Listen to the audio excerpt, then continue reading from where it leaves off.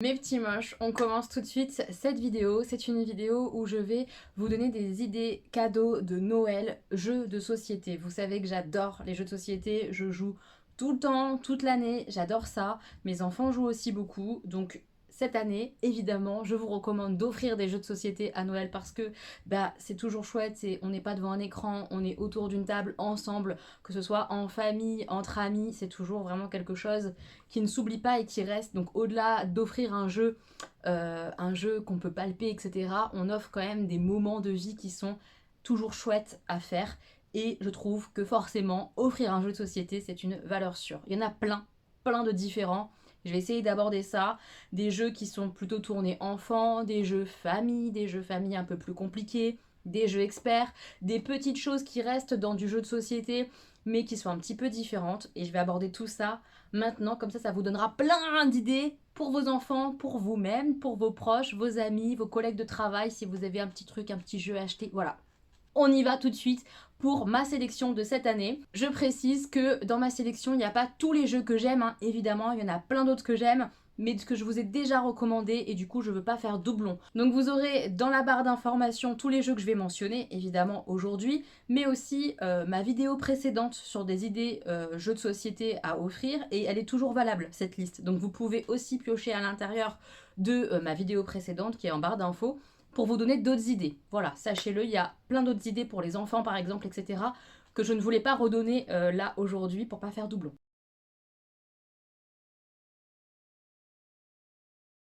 À chaque fois, je vous mettrai le jeu à l'écran. Pourquoi? Parce que parfois je le possède le jeu, mais parfois non, et pourtant bien souvent je le connais, mais pas toujours. Je vous le dirai en fait quand je connais le jeu, que je sais, que je l'ai déjà testé, etc. Je vous le dirai. Et parfois je ne l'ai pas encore testé, mais c'est une nouvelle sortie ou un jeu que j'ai vu beaucoup passer, que j'ai regardé un petit peu les vidéos règles, etc. Que je pense qu'il va être bien et que je vous recommande parce que même moi il me tente, vous voyez, ou en tout cas ça peut être vraiment adapté pour un certain public, et j'avais envie de vous en parler dans cette vidéo. C'est une sélection où je l'ai testé, je connais, mais il y en a certains aussi que je ne connais pas et je vous le dirai. J'espère que c'est clair, mais en tout cas vous aurez à chaque fois le visuel ici et j'essaierai d'expliquer un petit peu, de présenter au mieux les différents jeux.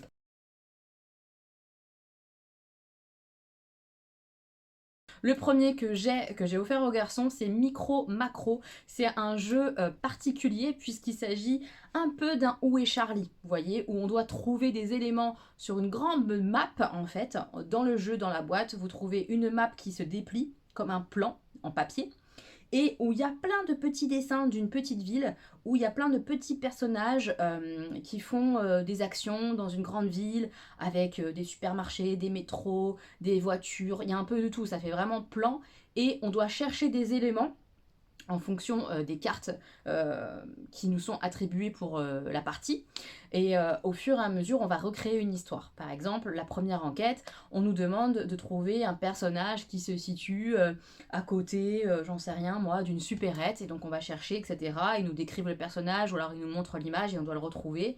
En fonction de ça, ensuite, une deuxième carte nous demande de trouver qu'est-ce qu'il a fait après en se rapprochant du métro. Et bien on doit rechercher en fait entre la supérette et le métro le même personnage en train de faire autre chose, et c'est comme ça qu'on va mener une enquête en fait. C'est hyper bien foutu, les enfants adorent ça, mais nous on s'ennuie pas parce qu'on cherche aussi avec eux. C'est vraiment un Où est Charlie, mais avec un aspect communauté ensemble. On joue tous ensemble pour trouver ce qui s'est passé, etc.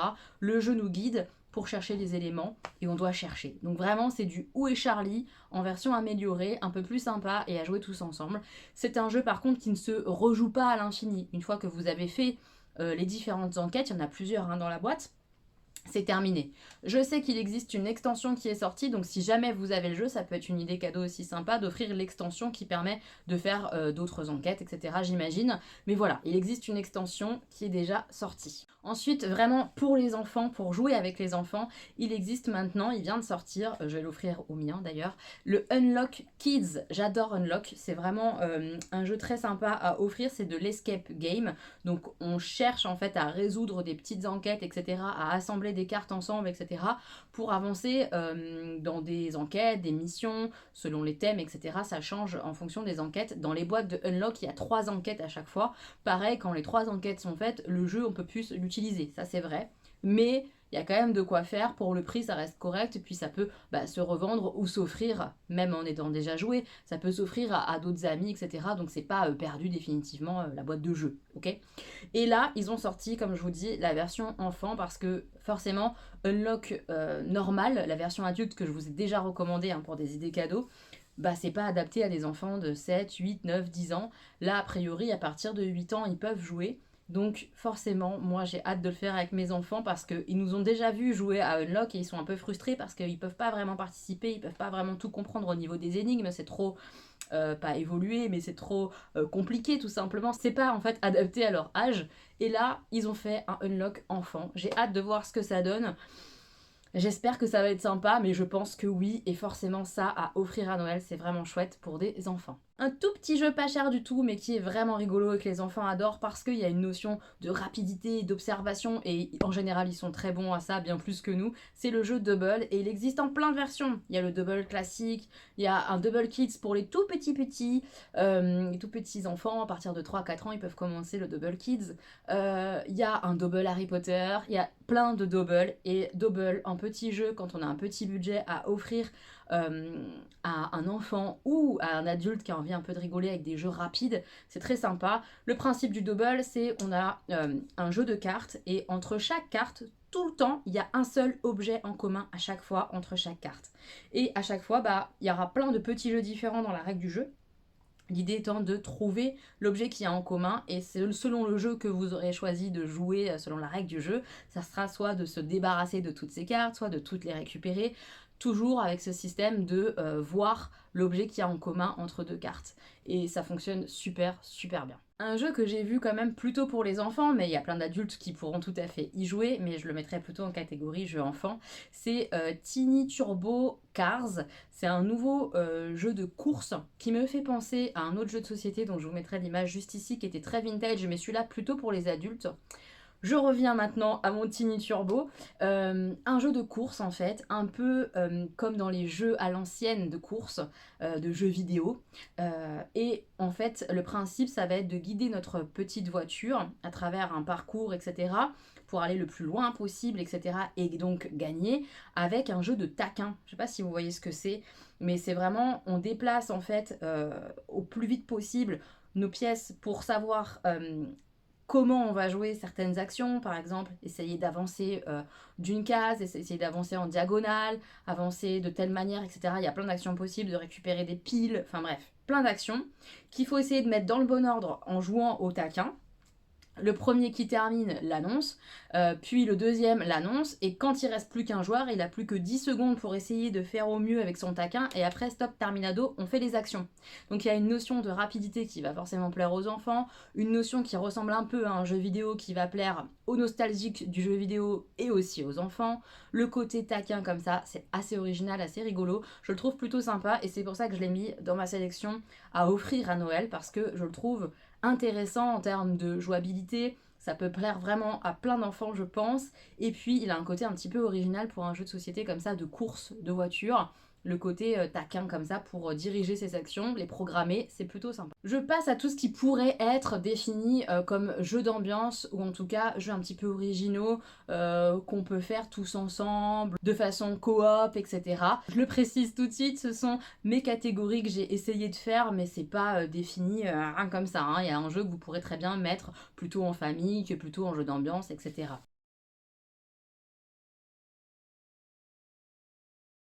Donc le premier que j'ai vu, et c'est des abonnés qui m'en ont parlé d'ailleurs, et moi je me suis renseignée, qui a l'air vraiment sympathique, c'est le jeu Nouvelle Contrée. C'est un jeu de société qui permet de partir à l'aventure d'un bouquin. Ça marche avec n'importe quel livre, donc c'est un jeu de société où il vous faudra pour y jouer un livre, peu importe lequel, et où vous allez jouer tous ensemble pour partir à l'aventure, résoudre une aventure à l'intérieur de ce livre. On vous allez partir d'une page à l'intérieur de ce bouquin et essayer d'avancer au fur et à mesure des pages pour arriver au bout de l'aventure. Il y a un marque-page qui définit l'arrivée de l'aventure. Et le but c'est d'avancer comme ça au fur et à mesure. Il va y avoir en fait au fur et à mesure du jeu des compteurs qui vont tourner. Le compteur lit un petit morceau du bouquin, 6 lignes dans sa tête. En fonction de ce qu'il a lu, il choisit dans sa tête un marque-page qui représente un paysage, un univers, voilà, c'est vraiment des images en fait. Il va choisir le marque-page qui correspond le mieux à ce qu'il a lu, il va le choisir en secret, et les autres joueurs, à la lecture ensuite orale du passage, vont devoir retrouver la bonne carte en fait. C'est un peu, il y a un peu de Dixit pour ceux qui connaissent, je trouve, il y a un peu de ça, sauf que là il y a en plus les mots, etc. Il y a plein d'autres règles qui s'additionnent à celles que je viens de vous expliquer, et ça a l'air vraiment très agréable, très sympathique pour jouer tous ensemble, jouer un peu sur les mots, la concentration. Il faut bien écouter ce que celui qui est en train de lire est en train de raconter, parce qu'il va y avoir des petites missions en plus, enfin ça a l'air sympathique, vraiment original. Et ça, par exemple, à l'apéro, ça peut complètement fonctionner. Pendant qu'on prend l'apéro, on fait une petite partie avec un bouquin, il y a un compteur, ça tourne. C'est sympa pour jouer tous ensemble, je trouve ça très sympa. Dans le même esprit, les éditeurs de Dixit viennent de sortir Stella, un jeu pareil qui joue avec les mêmes cartes Dixit, donc avec des très belles cartes, des images très très très jolies, poétiques, etc., qui peuvent aller sur plein de thèmes communs, etc. Le but étant là qu'on va découvrir, ça ressemble à Dixit mais c'est pas Dixit. On va découvrir une carte avec un mot, par exemple le mot château, et il y a toute une série d'images qui est en commun à tout le monde, et chacun dans son coin sans montrer aux autres, on va cocher les images qu'on estime correspondre au thème château. Et on va faire des points quand on aura des cartes en commun, c'est-à-dire que si toi tu vois château sur la carte numéro 3 et que ton copain il voit la même chose sur la carte numéro 3, vous allez marquer des points ensemble, etc. Attention, il y a des petites nuances pour que le jeu fonctionne bien. À savoir que celui qui aura coché le plus de cartes va perdre des points ou aura un malus en tout cas. Ça sera pas bien de cocher trop de cartes qui correspondraient au thème annoncé.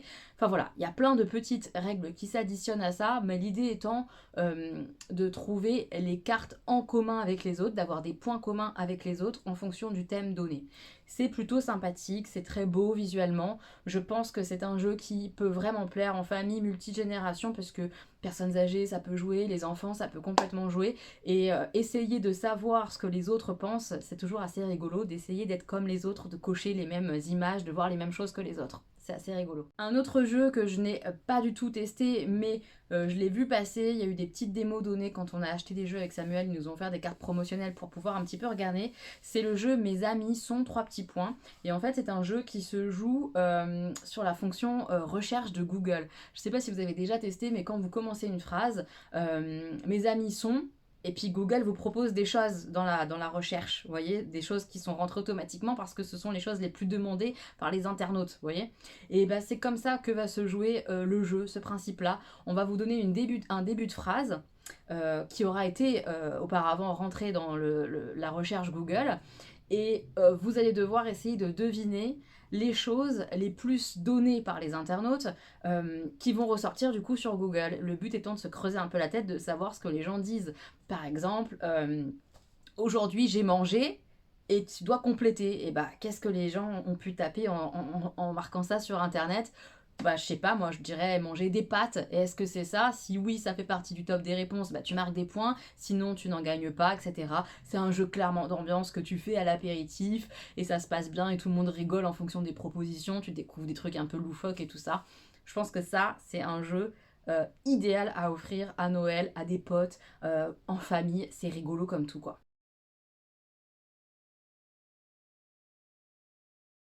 On passe à la catégorie jeux famille, mais léger, vraiment très très simple d'accès. Le premier que je vais vous recommander d'acheter pour les fêtes, ça serait Salade de points. Alors c'est un jeu comme ça qui paye pas de mine, parce que bah, c'est un truc avec des fruits et des légumes. C'est pas le jeu le plus ouf du monde, mais c'est un jeu hyper agréable qui se joue très bien, que ce soit avec les enfants ou en famille. Moi j'adore ce jeu, c'est rigolo. C'est un jeu où on va à chaque fois dans notre tour soit récupérer deux cartes fruits-légumes. C'est des légumes d'ailleurs, il n'y a pas de fruits. C'est que des légumes, deux légumes, genre deux salades ou un poivron, une salade, etc. Deux cartes légumes, ou alors prendre une carte qui te permet de faire des missions, de marquer des points en fonction des légumes que tu auras choisi de récupérer au fur et à mesure du jeu. Sachant que dans les cartes missions, il y a des points positifs, il y a des points négatifs. Donc une fois que tu as pris par exemple la carte mission, 2 points par salade, mais moins 1 par poivron, bah t'essayes de pas prendre des poivrons, mais de prendre plein de salades pour te faire plein de points. Voilà, c'est tout bête, c'est récupérer des légumes, prendre des cartes mission qui correspondent aux légumes que j'ai pris pour faire des points. Et c'est tout simple, ça se joue super facilement. Les parties sont hyper rapides, donc hyper agréables à jouer en famille avec des enfants. Top. Celui-là, on l'adore ici. Ensuite, un peu plus compliqué, mais pas beaucoup plus, et c'est quand même beaucoup un jeu d'opportuniste, et du coup un peu de chance, parce que ça reste un jeu de cartes, c'est Skijo. C'est un jeu que j'ai découvert il n'y a pas si longtemps que ça, mais on s'est bien marré en y jouant. C'est sympa pour les adultes en famille à nouveau, ça fonctionne très très bien. On a des cartes de départ, le but étant de faire le moins de points possible, voire de se débarrasser de toutes ces cartes, et il y a toute une mécanique assez simple où on pioche, on pose, on rejette une carte, etc. Et le but c'est de se débarrasser de ces cartes, de faire le moins de points possible. Les règles sont très très simples, ça se joue très bien, c'est pas trop prise de tête, il y a un petit peu de stratégie mais c'est très léger. Je vous le conseille vraiment, c'est très simple d'accès. Des jeux que j'adore, et vous le savez, ça on les a à la maison et on en raffole. C'est très futé, vraiment très futé, et très futé à la puissance 3. C'est une même licence, c'est un jeu qui est entre guillemets identique, mais avec des règles qui changent, qui se modifient un petit peu différentes. C'est un jeu où on jette des dés, on choisit de récupérer certains dés pour faire des petites croix sur notre feuille de score. Et au fur et à mesure, on gagne des bonus qui permettent de déclencher d'autres croix dans d'autres endroits. Et évidemment, le but étant de faire le plus de points possible. On a différentes zones à remplir qui font des points de différentes façons. Les autres joueurs jouent aussi en même temps que nous. Ils choisissent aussi un dé parmi ce qu'on n'aura pas utilisé, etc. Ça se joue comme ça, chacun son tour en jetant des dés et en griffonnant notre petite feuille. C'est hyper bien foutu, c'est léger aussi, les règles sont pas hyper impressionnantes, mais ça se joue très très bien et ça a un côté, ce jeu-là, où t'as toujours envie de faire mieux. Donc tu fais une première partie, tu te dis ah purée, j'aurais tellement pu faire mieux si j'avais fait ça, ça, ça à la place, j'aurais fait beaucoup plus de points et t'as envie de refaire une partie. C'est très addictif en fait.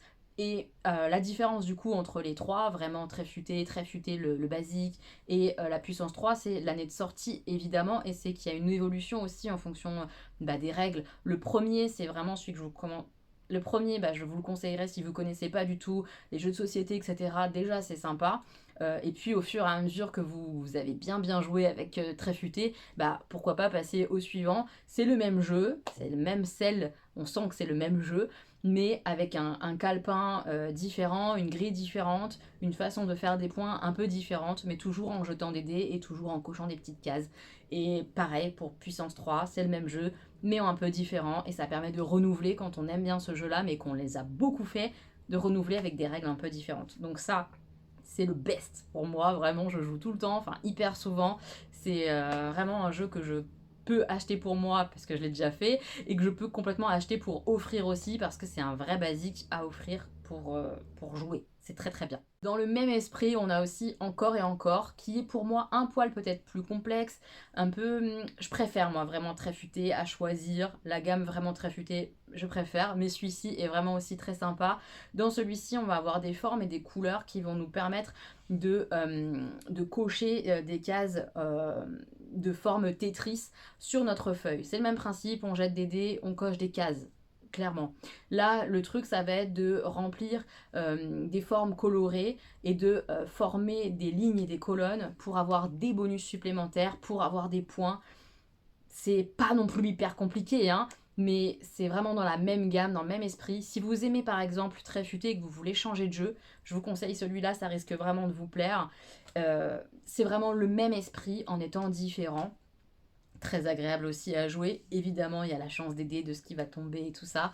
Il y a plein de choix à faire puisqu'on choisit une combinaison de dés et du coup, la fois d'après, on choisit autre chose et forcément, ça va induire plein de choix et tout. Mais c'est très très très très très sympa. Un dernier jeu dans cette catégorie, ça serait le jeu The Game. C'est un jeu qu'on a pas mal joué avec Stanislas. Un jeu là encore très addictif puisqu'on a toujours envie de faire mieux aussi. Un jeu pour le coup où on joue tous ensemble contre le jeu. Un jeu de pose de cartes. On doit essayer de se débarrasser entièrement de toutes les cartes en les jouant de la bonne manière. C'est assez simple. Et c'est un jeu que j'aime bien parce que c'est un coopératif, mais on n'a pas le droit de parler. Donc vraiment, tout le monde a sa place et tout le monde a son importance dans le jeu. C'est pas une personne qui va prendre la parole et guider les autres parce qu'on joue tous ensemble. Non, vraiment, chacun a sa part de responsabilité. On va devoir jouer nos cartes sur des 4 paquets de cartes différents. Deux vont du plus petit au plus grand chiffre et deux font l'inverse, donc du plus grand au plus petit. Et on va devoir poser nos cartes assez judicieusement pour aider les copains à ensuite eux-mêmes poser leurs cartes, etc. Ne pas faire des trop grands sauts d'écart, puisqu'une fois que je pose par exemple mon 80, si je dois redescendre, je ne peux plus mettre mon 91, 92, et du coup je vais être bloqué, donc il faut faire attention à quelle carte je pose où, sachant qu'à chaque fois je suis obligée de jouer au moins une carte. Donc voilà, il y a vraiment, c'est de la stratégie intéressante. Il y a évidemment une part de chance parce que selon les cartes que tu as, c'est plus ou moins facile de jouer. Et c'est bien dosé, les règles sont très simples, même si là quand j'explique c'est pas clair. Je vous assure que c'est facile. Ça se joue pareil, multigénération, très sympathique. Et en plus, il n'y a pas ce côté compétition. Donc si jamais vous êtes avec un peu des mauvais joueurs, ça peut être cool. C'est pas cher en plus. Donc un super petit jeu à offrir.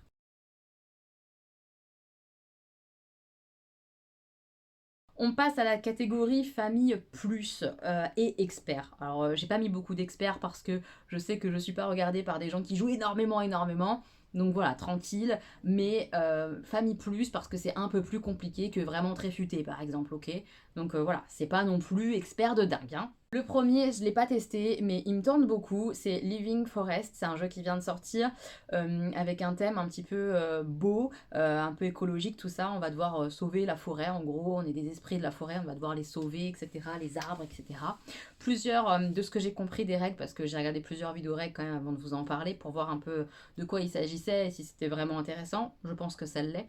Euh, il va y avoir plusieurs façons de gagner, donc ça c'est intéressant, on peut partir sur plusieurs stratégies différentes, soit planter 12 arbres, soit éteindre 12 incendies, enfin voilà, il y a plusieurs comme ça façons de gagner la partie. C'est un jeu où on va récupérer des cartes, on va construire son deck de cartes, donc son paquet de cartes avec lesquelles on va jouer, et où ils ont inclus, et c'est ça qui était intéressant je trouve dans ce jeu, en plus de construire son jeu de cartes, on va avoir aussi un côté stop ou encore. Habituellement, les jeux où on construit son deck de cartes, on s'arrête, on pioche 5 cartes, en fait, on fait les actions, et puis hop, on remélange son paquet, etc. C'est assez simple, ça tourne un petit peu parfois un peu en rond. Il faut juste construire son deck de cartes. Là, il faut construire son deck de cartes, mais en plus, quand tu les joues, il faut savoir dire attends, je joue autant que je veux, mais attention, si j'en pioche trop, je vais pas pouvoir faire les actions que je veux peut-être, donc il faut savoir s'arrêter. C'est un stop ou encore, on appelle ça.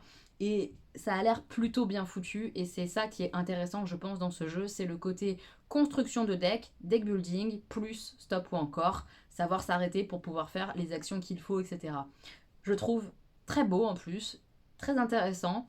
Ça, c'est clairement quelque chose que je regarde et que je trouve intéressant d'offrir à une famille, par exemple, qui aime jouer. Ça peut être très sympa. J'ai sélectionné un jeu 2 joueurs parce que je le trouve vraiment très bien. Il est quand même pas mal stratégique, donc il faut quand même avoir un petit peu une âme de joueur pour y jouer, je pense. C'est Nicodemus, il est magnifique. Dans cet univers un petit peu steampunk, il est très sympa. C'est un jeu hyper stratégique qui n'en a pas l'air comme ça va être un petit jeu mignon, mais en fait, il est hyper tactique. Il faut faire attention à ce qu'on laisse à l'autre, ce qu'on va lui laisser la possibilité de faire ou non. Tu prends cette carte, mais attention, qu'est-ce que lui va pouvoir faire si moi je la prends. C'est hyper intéressant, hyper riche. On va construire des machines en fait, avec des petits pouvoirs, etc. Qui vont nous permettre après d'acheter des machines moins chères puisqu'on aura des réductions. Et le but étant d'arriver, je crois, à je sais plus combien de points, 12 points, je sais plus, mais à un quota de points et c'est comme ça que tu gagnes. Celui-ci, on y a pas mal joué avec Samuel et c'est toujours un plaisir d'y jouer parce qu'il est hyper tactique, hyper stratégique. Il dure pas 10 plombes à jouer, franchement en 45 minutes, t'as fait une partie. Très bon jeu, bien tendu, vraiment comme je les aime, j'adore. Donc celui-là, si vous avez envie de gâter par exemple un couple d'amis ou j'en sais rien qui sont joueurs, ça c'est très sympa. Un jeu que j'adore, que j'ai découvert il n'y a pas longtemps mais que j'adore, Famille Plus, parce que vraiment il y a 2 niveaux de difficulté à l'intérieur du jeu, c'est l'île des chats.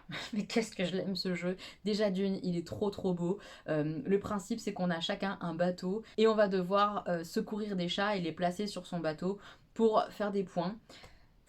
c'est trop mignon. Quand on fait des familles de chats, à partir de 4 ou 5 chats adjacents de la même couleur, on a des points. On va aussi pouvoir avoir des cartes qui font des points de victoire en fonction de certaines conditions qu'on va devoir essayer de faire.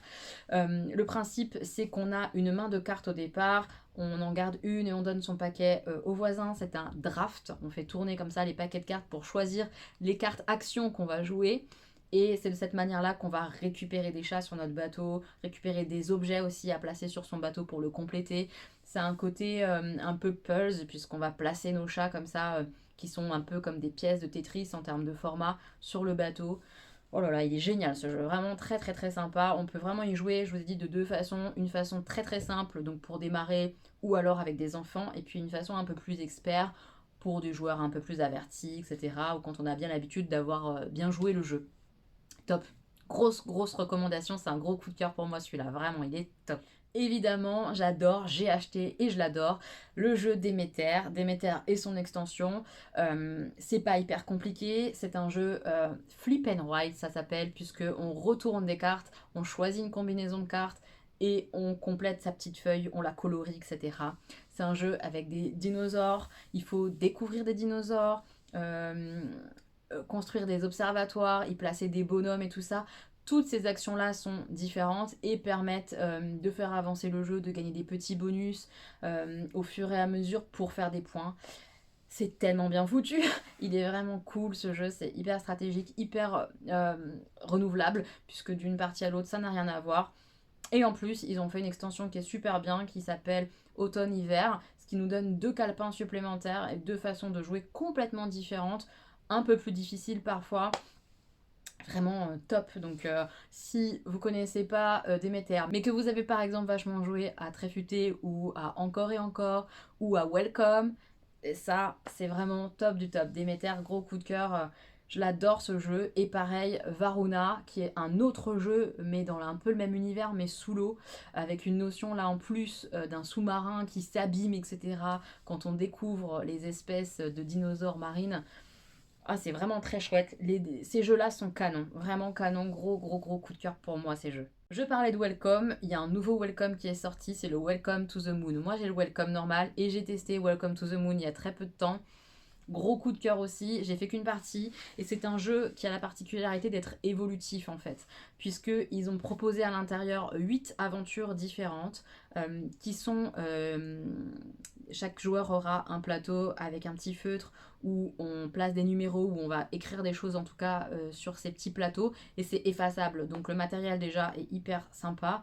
8 aventures différentes et en plus de ces 8 aventures différentes, vous allez pouvoir jouer avec ces différentes aventures mais en mode campagne. Donc avec une évolution, avec des transformations, des règles en plus en fonction des choix qu'on fera, en fonction des résultats qu'on aura à nos parties. Je trouve ça hyper sympa, vraiment. Il a l'air hyper qualitatif, il a des super bons retours dans le monde du jeu.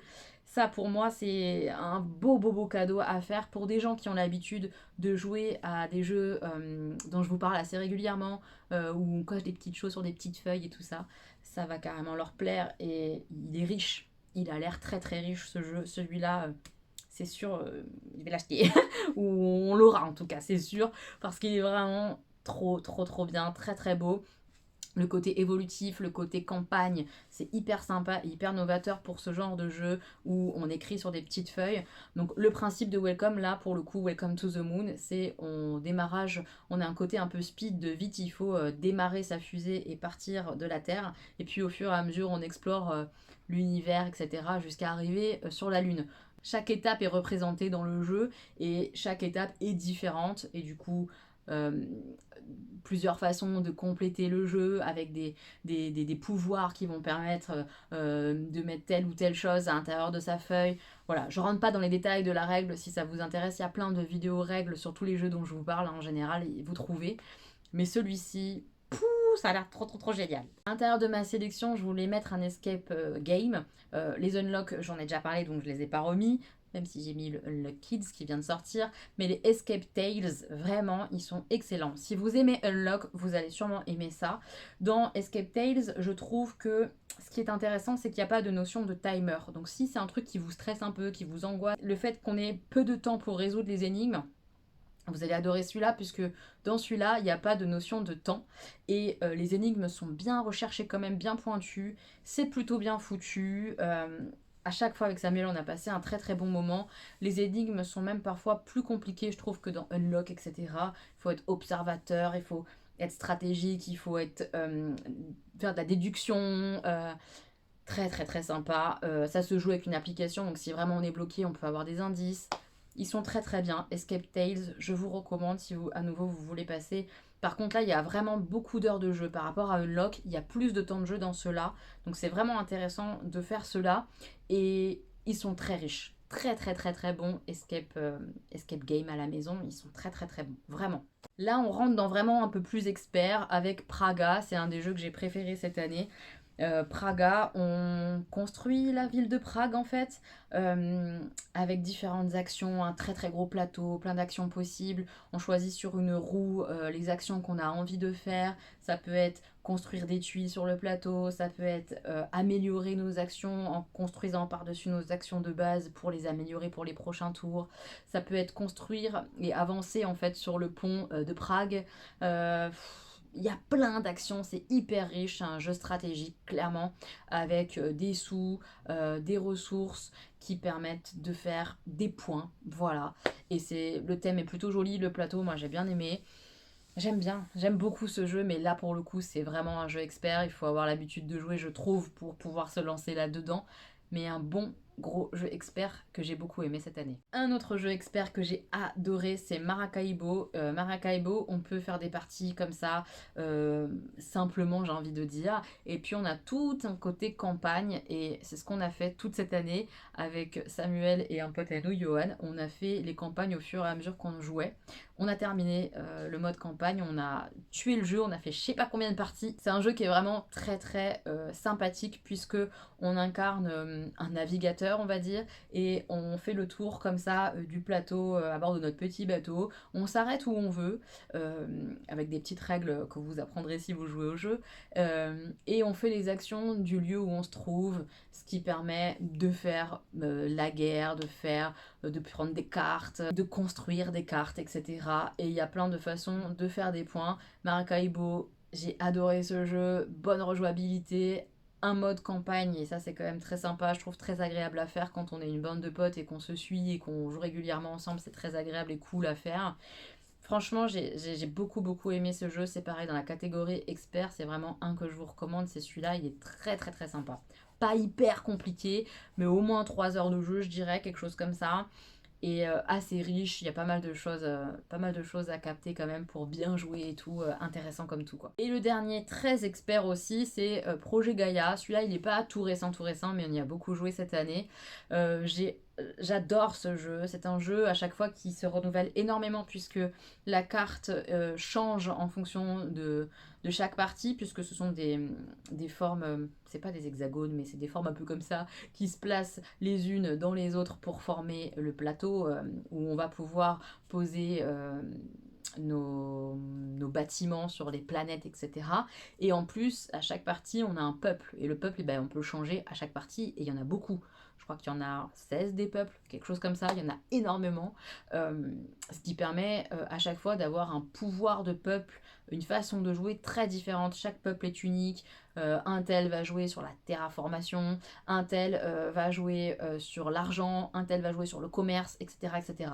C'est très très riche comme jeu, c'est un jeu de placement, un jeu d'expansion, un jeu un peu de développement, civilisation un petit peu, puisqu'on construit des bâtiments qui nous permettent de faire d'autres choses, etc. Hyper riche. Très très très très bon jeu, très sympa euh, par le côté rejouable, parce qu'il y a plein de peuples différents à tester et tout. Très très très très très bon jeu, vraiment. Excellent jeu pour les experts.